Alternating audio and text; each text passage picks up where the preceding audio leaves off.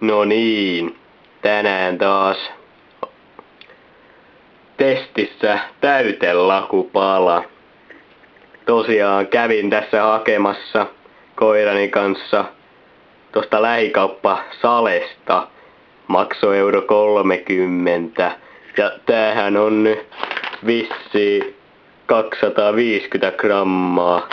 Että onhan se nyt melko halpa, kun maksoi €30.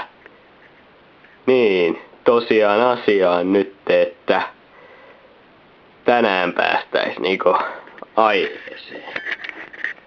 Mä nyt avaan tän 2 kädellä, ettei tarvi 1 kädellä, kun voitte kyllä yrittää 1 kädellä. Ei oo mitään niin helppoa hommaa. Eikä tällainen. No niin.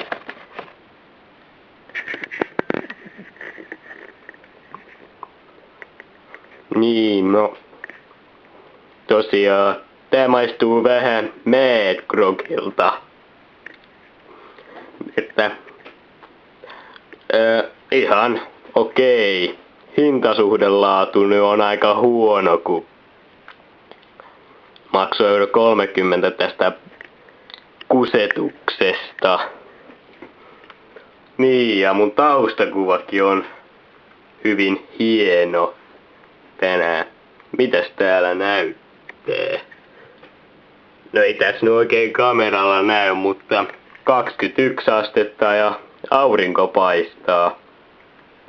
Tosiaan en mä tuu näitä enää ostamaan näitä täytelakupaloja, tai no miksei, kun maksoi €30.